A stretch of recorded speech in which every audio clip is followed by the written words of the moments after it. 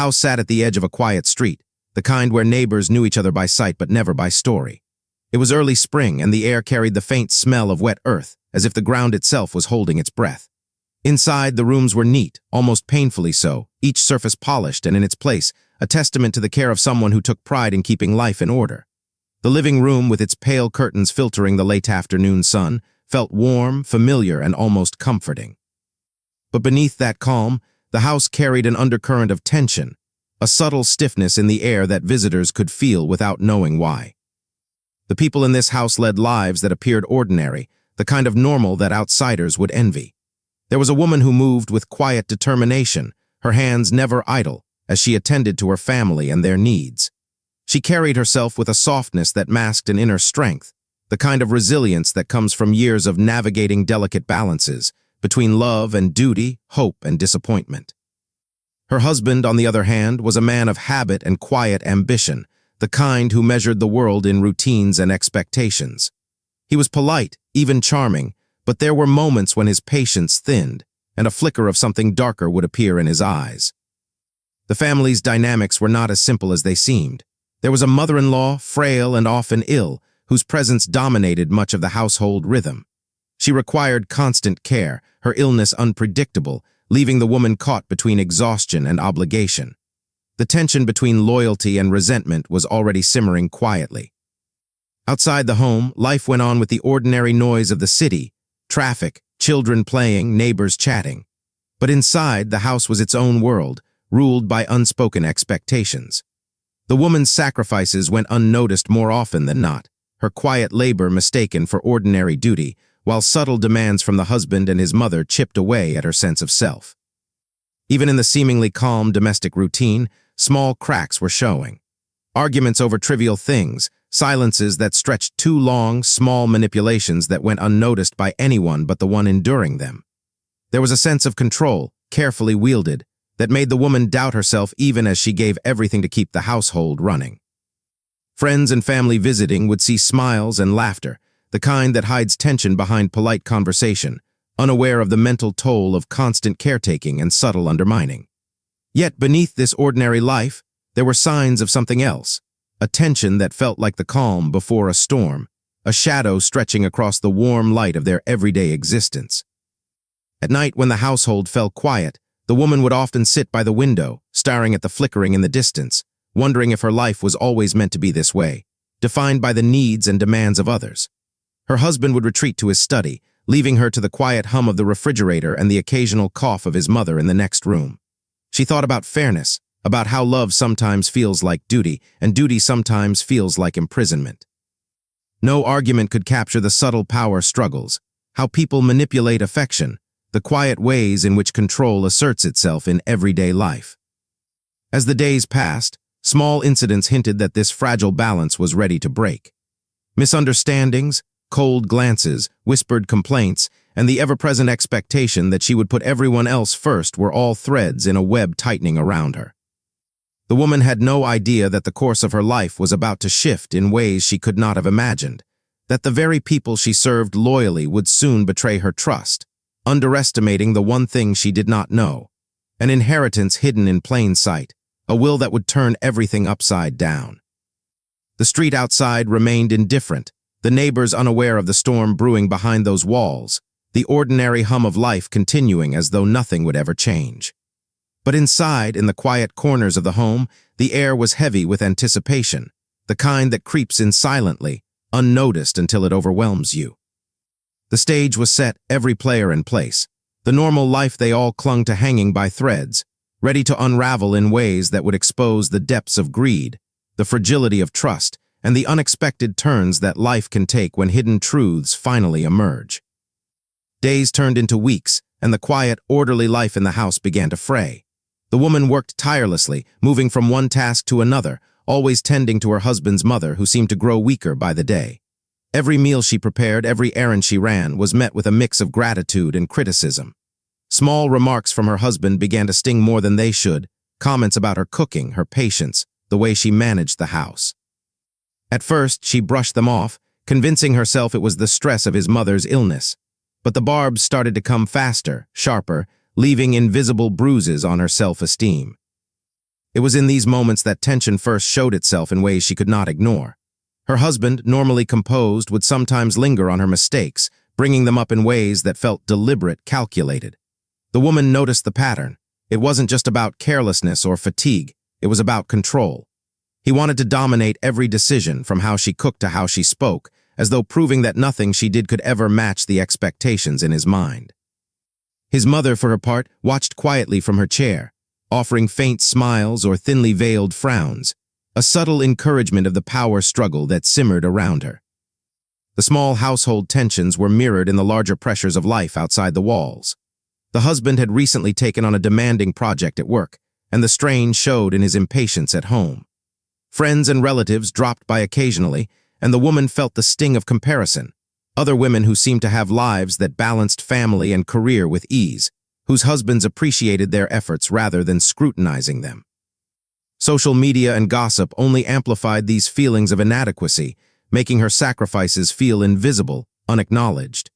The sense of being trapped began to gnaw at her, a quiet resentment growing alongside her dedication. Jealousy and obsession started creeping in where least expected.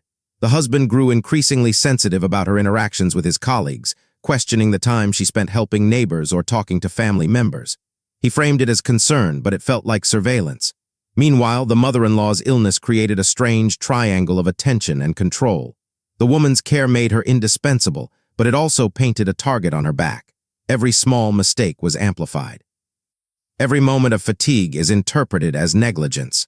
The house became a pressure cooker of unspoken rules and invisible punishments, where the woman felt both needed and suffocated.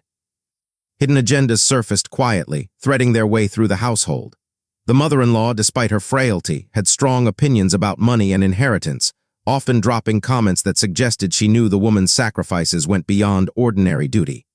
There were glances exchanged, sharp and knowing, that made the woman question her position. She could feel herself being judged, evaluated, as though every action had consequences beyond the obvious. These small moments of manipulation added weight to the already heavy atmosphere, making each day feel like walking on a tightrope. Arguments started to spark more frequently, often over trivial matters. The husband would bring up chores left unfinished, bills misplaced, or dinner served late, turning them into debates about character and loyalty. The woman, exhausted and drained, sometimes fought back, her voice shaking with frustration, but the tension always returned, thicker and heavier than before. It became clear that the household's peace was only a fragile illusion, one that could be shattered by a careless word or a misinterpreted gesture. Financial pressure added another layer to the rising tension. The family's savings were not limitless, and the costs of care for the mother-in-law were mounting. The woman took on extra tasks, hoping to ease the burden, yet every effort seemed to increase her husband's scrutiny. There were bills to pay, debts to manage, and a constant reminder that money, or the lack of it, could poison even the closest of relationships. She began to notice her own resentment growing, not only at her husband's criticisms, but at the invisible labor she performed for a household that seemed incapable of recognizing her worth. Past grievances also began to surface, like ghosts drifting through the halls. The husband carried old disappointments, memories of siblings who never measured up, and a childhood filled with comparisons and expectations. The mother-in-law, despite her current vulnerability, had years of pent-up frustration and a desire to exert influence even in illness. The woman, meanwhile, had her own history of quiet endurance, of navigating relationships where her loyalty was assumed but never rewarded. These backstories collided in subtle ways, creating a web of tension that pulled with every passing day. As the days went on, the woman noticed herself changing. She was more cautious, constantly measuring words and actions, trying to avoid the next confrontation. At times, she felt anger rising in her chest, raw and unfamiliar, a response to years of neglect and quiet exploitation. She also felt a strange sense of power. Her indispensability to her mother-in-law's care, her role as the one who kept the household functioning, gave her a hidden leverage she did not fully understand yet. These feelings, conflicting and intense, added to the emotional complexity of the situation. One evening, a seemingly small incident marked a turning point. The woman had prepared dinner as usual, but a dish did not meet her husband's expectations. He criticized it openly at the table, and his mother made a thinly veiled comment about standards not being met. The woman's frustration, years in the making, spilled over. Voices were raised. Words were sharper, Accusations flew, and for a moment the fragile veneer of family harmony was shattered completely. Afterward, the air felt heavier, the unspoken rules more oppressive, as if the house itself had absorbed the argument and was holding it in a slow, suffocating grip. Other incidents, smaller yet significant, followed in rapid succession. Complaints about spending habits, whispers about loyalty, questions about friends, and time spent outside the home. Each interaction, though ordinary on its surface, carried undertones of manipulation and control. The woman began to feel that her life was no longer her own. She was a caretaker, a mediator, a target, and a prisoner all at once. The tension escalated not with a single dramatic event, but through countless tiny fractures, each unnoticed by the casual observer, each chipping away at the fragile sense of normalcy. The psychological toll was evident. Sleep came in broken stretches, dreams were haunted by confrontations, and waking moments were heavy with the anticipation of the next conflict. The woman's internal struggle grew more acute. Anger, sadness, guilt, and a quiet sense of injustice battled within her. She began to recognize patterns in her husband's behavior, the ways he manipulated situations to assert control. She noticed the mother-in-law's subtle cues, the way she could wield her frailty as a weapon to influence her son and undermine the woman. Every day, the emotional landscape of the household became more treacherous, each step requiring care, each word potentially explosive. Outside pressures continued to weigh heavily as well. Family expectations, social norms, and financial responsibilities created a perfect storm. Friends offered advice, often oblivious to the real dynamics at play, and their well-meaning words sometimes fueled resentment instead of relief. The woman's sense of isolation grew. She realized she was navigating a house filled with hidden agendas, where love and care were entangled with control and exploitation. The small victories she achieved each day, keeping the household running, caring for the mother-in-law, felt increasingly hollow in the face of relentless criticism and subtle psychological warfare. By the time the next critical incident arrived, the tension had reached a breaking point. A discussion over the mother-in-law's care turned bitter, with accusations of neglect and ingratitude flung across the room. Voices rose, and long-buried grievances were dragged into the open. In that heated moment, the woman glimpsed the fragile nature of the life she had built around her sacrifices. The arguments were no longer just about chores or meals. They were about recognition, respect, and power, about who controlled the household and whose desires truly mattered. In these moments, the house, once a place of comfort, felt like a trap. The people inside were bound by routines, expectations, and obligations, yet each was playing a silent game of power and influence. The woman's frustration, her husband's irritability, and the mother-in-law's cunning all intersected in ways that amplified every small conflict. The emotional temperature rose daily, creating an atmosphere charged with unease, as though every corner held the possibility of confrontation. And yet beneath the tension, the woman remained indispensable. Her care, her loyalty, and her labor kept the household functioning. This duality, her vulnerability alongside her quiet power, was a critical element in the escalating drama. It was a fragile balance of dependency and resentment, a situation where the smallest spark could ignite a conflagration. By the time the situation neared its tipping point, everyone involved had changed. The husband's patience had thinned into sharpness, his control becoming more pronounced. The mother-in-law wielded her influence subtly but effectively, testing loyalties and watching for weaknesses. The woman, exhausted and increasingly aware of the manipulations surrounding her, began to recognize the limits of her endurance. Her internal world was a mixture of fear, anger, and a dawning realization that her life, so long devoted to others, was about to be transformed in ways she could not yet imagine. The rising action reached its peak not with a single violent act, but through the slow, relentless accumulation of tension. Each argument, each subtle manipulation, each external pressure acted as a thread pulling the household closer to collapse. The undercurrents of jealousy, obsession, and power struggles combined with financial strain and hidden histories to create a pressure cooker of emotions. Everyone in the house was walking on the edge, unaware that the next turn of events would expose truths, unravel lives, and set in motion a chain of betrayal that would shock everyone involved. In this charged atmosphere, every glance, every comment, every unspoken expectation carried weight. The household was a theater of power and vulnerability, of hidden desires and suppressed anger, where ordinary actions became loaded with meaning. By the time the story reached its breaking point, The rising action had done its work. Relationships were frayed, minds were tense, and hearts were heavy. The stage was perfectly set for the event that would forever change the lives of everyone in that quiet house at the edge of a sleepy street. The night was unusually quiet, the kind of stillness that presses against your ears and makes every sound inside the house feel louder than it should. The air was heavy with the scent of antiseptic from the mother-in-law's room, mixed with the faint aroma of the evening meal the woman had prepared hours earlier. The soft hum of the refrigerator and the ticking of the old wall clock were the only background noises as the family gathered for what should have been an ordinary night. But the atmosphere was thick, almost suffocating, charged with weeks of tension that had been building silently, invisibly, until it could no longer be ignored. The husband had returned home late from work, his face tight with stress, his patience at the edge of snapping. He didn't even greet her properly, his eyes flicking toward his mother who lay in her bed with the same frail, watchful gaze she always carried. The woman had been waiting for him, worn thin from the day's endless tasks, her body aching from lifting, bending, and cleaning, but she had tried to maintain calm, hopping to avoid the spark she felt coming. But tonight, nothing seemed able to contain it. Every word, every gesture carried weight, every glance a provocation. It began with a minor disagreement over care instructions, how to administer medication, how long to keep the room ventilated, how to manage the mother-in-law's fragile comfort. The husband's voice, already sharp, rose as he accused her of being careless, of not paying attention, of failing to meet his expectations. His words cut deeper than any physical blow, slicing through the exhaustion and quiet endurance that had defined her life.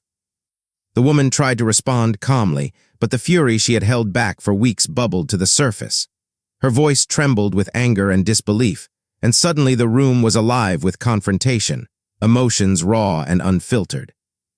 The mother-in-law, sensing the rising storm, murmured something under her breath, a comment intended to sting, to remind her daughter-in-law of her place. The words were simple, almost innocent on their surface, but they carried the sharp edge of judgment and history. The woman's body tensed. She could feel every muscle coil, her heart beat loud in her ears. For a moment, all the fatigue, all the resentment, all the invisible labor she had carried seemed to crystallize into something almost tangible. She saw the power struggle laid bare in the eyes of her husband, the calculating satisfaction in the mother-in-law's gaze. And for the first time, she felt not just frustration but a sense of urgency, a need to act, to assert herself before being completely crushed. The argument escalated quickly. Words gave way to accusations, accusations to shouting, and shouting to the kind of chaos that seemed to bend time itself. Chairs scraped across the floor, the mother-in-law's frail cough punctuated the tension, and the woman's mind raced with a combination of fear, anger, and a strange clarity. She knew that this confrontation could not end as it had before. Something had to change. Something had to break. Her hands shook not with indecision, but with the intensity of every suppressed feeling finally demanding release. In that charged moment, the crime unfolded almost instinctively. It was not a plan, at least not fully conscious, but the culmination of weeks of manipulation, resentment, and exhaustion coalesced into action. The woman moved suddenly, her body propelled by the need to assert herself, to reclaim a sense of agency that had been stripped from her. The husband, taken off guard by the sudden shift, tried to regain control, his voice cracking with shock and confusion, but the momentum was unstoppable. The mother-in-law's startled gasp echoed through the room, mingling with the sound of the woman's own rapid breathing, creating a symphony of fear and chaos. The physical space of the house seemed to shrink, every surface pressing closer, every corner a trap. The woman's emotions were raw and exposed. She felt the thrill of confrontation, the terror of crossing a line she had never imagined crossing, and the bittersweet sense of liberation all at once. Her mind flickered between guilt and justification, each thought clashing violently. This was not what she had wanted, she thought, and yet in some strange, undeniable way it was inevitable. The aftermath was immediate and overwhelming. Silence fell for a fraction of a second, broken only by heavy breathing and the faint thud of an object hitting the floor. The husband stared at her, wide-eyed, disbelief painted across his face. The mother-in-law's frail body trembled with shock, and for a moment the room seemed suspended in time, every second stretched into eternity. Panic set in quickly, adrenaline surged, thoughts raced, and rationalizations collided with raw emotion. The woman could feel her pulse in her throat, hear her own heartbeat pounding like a drum. She realized the magnitude of what had just happened and the irreversible consequences it carried. Attempts to regain control of the situation were frantic and clumsy. The husband, still in shock, tried to cover the event, his words rushing over one another in a panicked attempt to rewrite reality. The mother-in-law, too weak to move but sharp in her awareness, seemed to understand the shift immediately, her eyes narrowing in recognition, a flicker of fear passing over her face. The woman herself stood frozen for a moment, torn between action and inaction, grappling with a mix of horror, relief, and disbelief. Every sense was heightened. The metallic taste of adrenaline, the oppressive scent of the room, the sudden chill in the air as though the house itself had sensed the crime. Every second stretched painfully as the immediate consequences unfolded. Decisions had to be made, explanations had to be considered, and yet no words could fully capture the chaos that had erupted. Voices quivered, hands shook, and the tension of the past weeks boiled over in a crescendo that left everyone reeling. It was a moment suspended between action and reaction, a pivotal instant where lives had changed irreversibly, and nothing could restore the ordinary life that had existed only hours before. As the room gradually settled into a different rhythm, a tense quiet replaced the shouting, but the emotional turbulence was far from over. The woman felt the weight of the crime pressing down on her, a heavy mix of guilt, triumph, and fear. The husband oscillated between denial and anger, attempting to rationalize the events even as his eyes betrayed the recognition that nothing would ever be the same. The mother-in-law's frailty and cunning coexisted in a fragile stillness, her sharp awareness a silent witness to the transformation of the household dynamic. In the following moments, the house became a stage for whispered conversations, frantic movements, and subtle, desperate attempts to manage the aftermath. Every glance exchanged between the three carried meaning, every silence heavy with unspoken acknowledgement of the event that had just occurred. The crime, though instantaneous, had layered consequences, rippling through the psychological landscape of each person present. Each thought, each emotion was amplified, creating a chaos that would not subside, a tension that would only grow as the reality of what had happened began to sink in. The scene itself bore the marks of the sudden emotional violence, overturned chairs, scattered papers, and the faint echo of conflict lingering in the walls. It was a snapshot of raw emotion frozen in space, a record of the psychological and physical intensity of the moment. The house, once a haven, now felt claustrophobic, charged with the weight of betrayal, anger, and fear. The woman realized that everything she had known, her life, her family, her sense of duty, had shifted in an instant, leaving her standing amid the wreckage of a reality she could never reclaim. In those first minutes after the crime, the emotional spectrum was dizzying. Panic, fear, relief, guilt, and anger all intertwined, creating a storm that threatened to consume reason. The woman felt the adrenaline coursing through her veins, the clarity of her own power mingled with the terror of the irreversible act. The husband, still struggling to comprehend, looked on in a mixture of shock and rage, while the mother-in-law's frail body seemed to contain a dangerous awareness, a recognition that she was both victim and observer in the same instant. By the time the first night after the crime began to settle, the emotional and psychological weight of the event had become undeniable. Every thought, every decision carried the shadow of what had occurred. The tension that had built over weeks had finally reached its apex, and the aftermath of the crime had transformed not just the physical space of the house, but the inner lives of everyone involved. Chaos had given way to a tense quiet, but the undercurrent of fear, suspicion, and psychological turbulence promised that the story was far from over. In that charged silence, the woman understood the magnitude of her actions. She had crossed a line that could never be uncrossed, had enacted a change in power dynamics that would ripple through every interaction from that moment forward. The husband's shock and the mother-in-law's frail cunning ensured that the consequences would be immediate, intense, and deeply personal. The crime had unfolded in a single, emotionally raw moment, but its implications would echo through time, marking the beginning of a chain of events that would unravel lives, expose hidden truths, and ultimately reveal the consequences of loyalty, manipulation, and betrayal in a household built on fragile trust. The days after the incident passed in a strange, heavy blur. The house, once full of routine and quiet labor, now felt hollow like the air itself had thickened. The woman moved through the rooms with careful deliberation, each step measured as though the floor itself could betray her. She replayed the night over and over in her mind, the shouts, the explosion of tension, the chaos, and the way everything had snapped into an irreversible moment. A part of her wanted to deny what had happened, to tell herself it was an accident, a moment of passion, something that could be erased if only she tried hard enough. But deep down, she knew the truth, and that knowledge weighed on her like a stone in her chest. Her husband reacted differently. At first, there was disbelief, a stunned silence that made the house seem even colder. Then came the anger, not just at what had happened, but at the woman herself. He tried to justify her actions to himself, tried to rationalize the event as the result of stress, exhaustion, or even provocation. But his attempts at denial were thin veils over the panic and fear that crept into his mind. Every glance at his mother-in-law, every fleeting thought about what neighbors might think, carried the shadow of the crime, eroding his composure and sense of control. The mother-in-law, though physically frail, seemed to absorb the situation with unnerving clarity.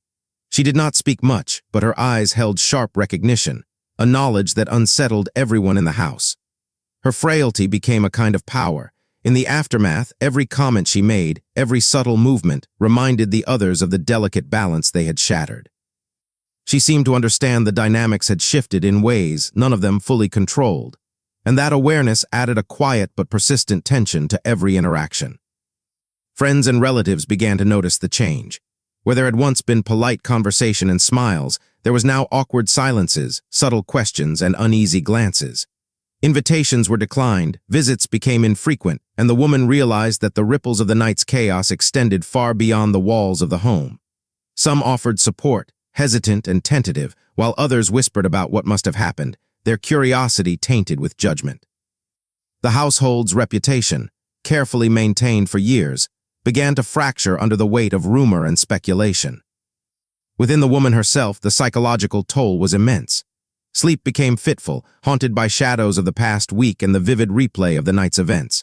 Her thoughts circled endlessly, wrestling with guilt, anger, and the strange sense of relief that her own endurance had finally asserted itself. She questioned everything, her choices, her limits, and the morality of what she had done. The weight of her own action pressed on her relentlessly, and she could feel the subtle shift in her identity, from caretaker to someone who had taken control in a violent, irreversible way. Her husband's psychological state worsened over time. The shock of the incident, combined with the guilt of his own complicity in the toxic household environment, created a restless tension he could not escape. He struggled to sleep, to eat, to maintain of normality for outsiders. His interactions with his wife became strained, loaded with unspoken accusation and fear. Every conversation felt like walking on a tightrope, every shared glance a reminder of the night that had shattered the fragile order they had maintained. The mother-in-law, despite her physical vulnerability, seemed to wield her influence even in the aftermath. She remained a silent observer, occasionally making comments that reminded the others of their frailty, their mistakes, and their shifting power. Her illness, once a source of exhaustion for the woman, now became a prism through which the family's fractures were, highlighting their weaknesses and insecurities. Every gesture, every cough, every faint murmur became a subtle assertion of control in the altered household dynamic. Outside the home, the community began to respond. Neighbors noticed changes in routine, a tension in the air that had not existed before. Word spread, as it always does, in fragments, half-truths, and speculation.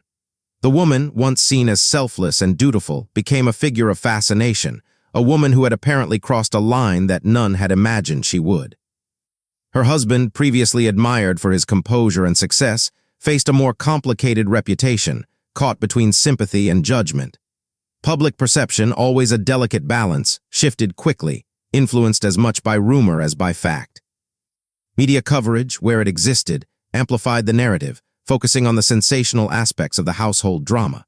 Headlines highlighted betrayal, manipulation, and shocking violence, framing the story in ways that felt both invasive and accusatory. Friends and acquaintances who had once offered casual support now watched carefully, unsure of how to react.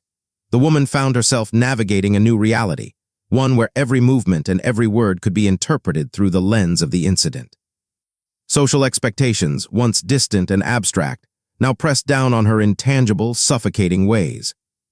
The legal implications began to loom, though not immediately.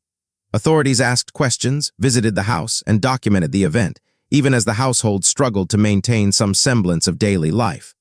The woman experienced moments of sheer panic, imagining every possible consequence, from public scandal to criminal charges.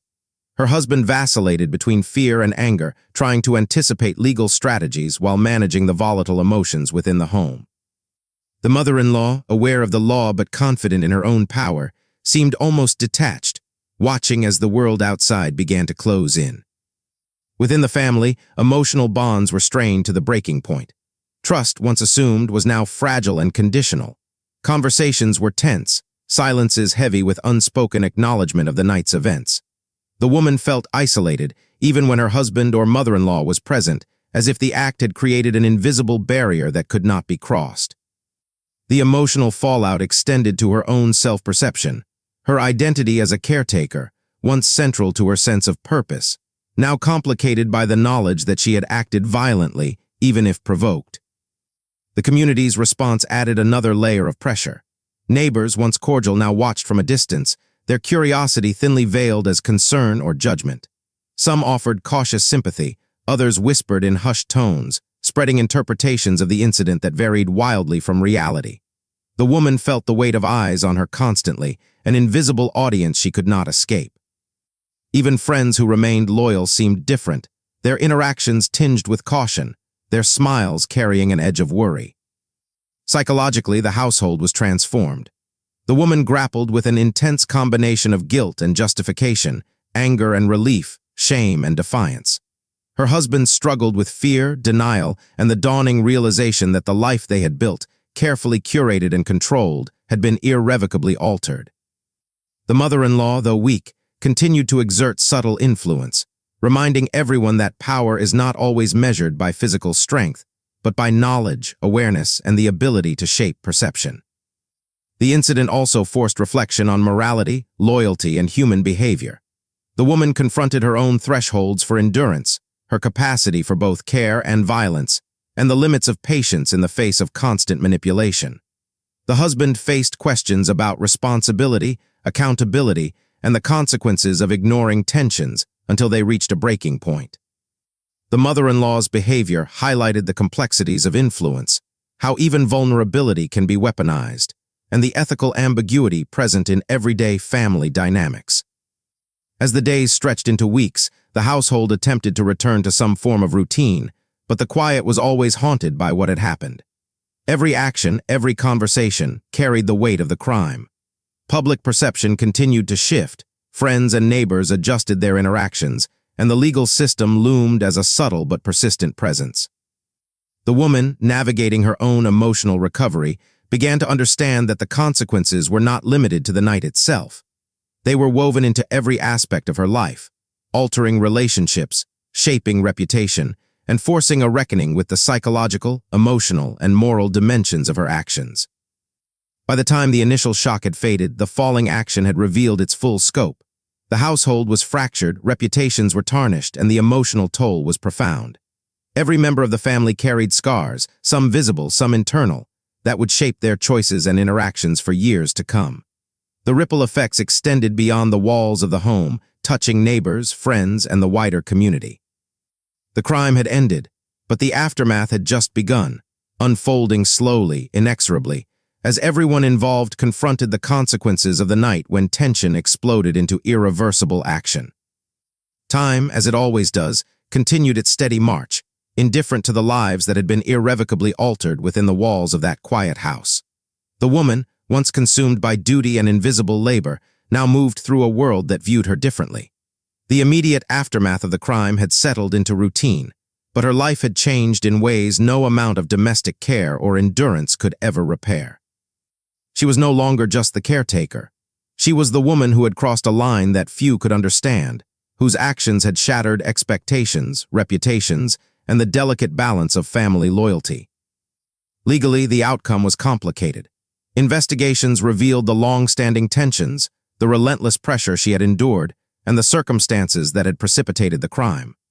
Authorities had to weigh intent, provocation, and the psychological toll that had built over years of manipulation and expectation. Ultimately, the resolution balanced accountability with recognition of the hidden dynamics that had fueled the incident. She faced restrictions and restitution, but the court acknowledged the extraordinary strain she had lived under, a subtle admission that sometimes justice is less about punishment than understanding the complexities of human behavior. Her husband's life was altered as well, though in a different way. The shock and public exposure of the events forced him to confront both his behavior and its consequences. His reputation, carefully curated over years, lay in fragments, and he had to navigate a landscape of judgment, both legal and social. The realization of how fragile control can be, and how quickly resentment and suppressed emotion can erupt into irreversible consequences, reshaped his understanding of relationships, power, and the hidden costs of authority within a family. A mother-in-law, whose illness had both required care and allowed subtle control, survived the events physically, but witnessed a shift in the household power dynamics that she could not reverse. Her influence, once unquestioned, had diminished, leaving her to navigate a space she had long dominated. The crime exposed vulnerabilities that had been hidden beneath years of frailty and cunning, demonstrating that even those who wield influence can be surprised, overpowered, or undone by forces they underestimate. Beyond the household, the story rippled through the community, challenging perceptions of morality, loyalty, and human behavior.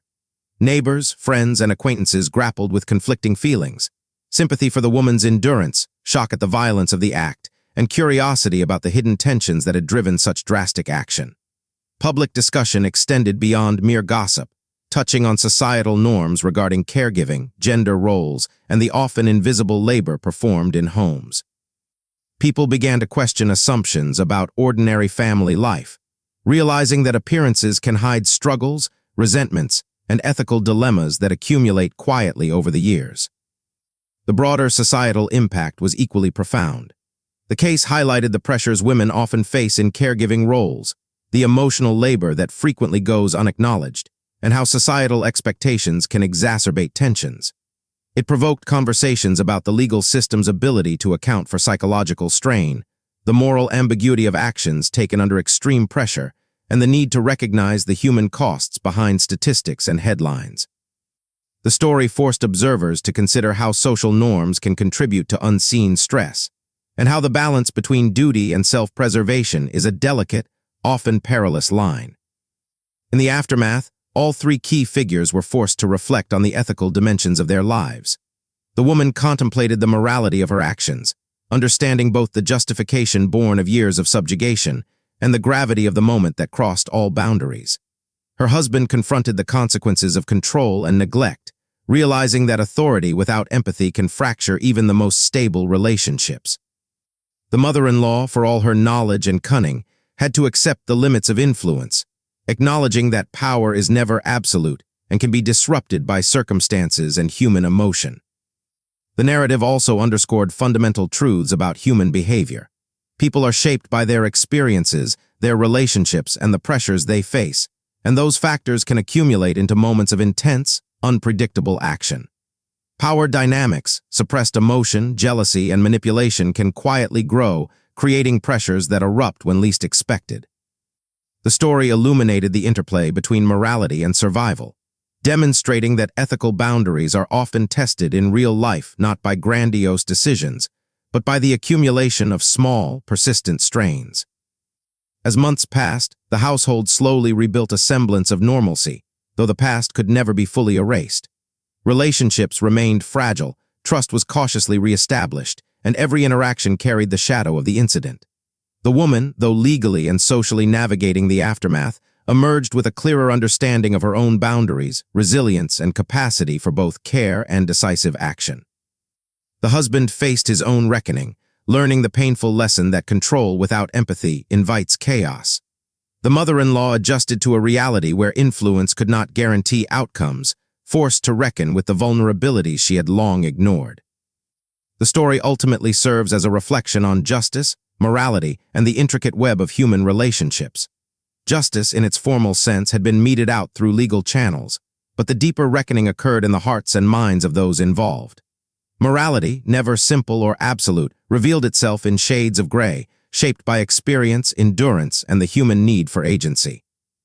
And human behavior, in all its complexity, demonstrated both the fragility and resilience of people navigating lives that can shift in an instant, exposing hidden truths and unspoken tensions.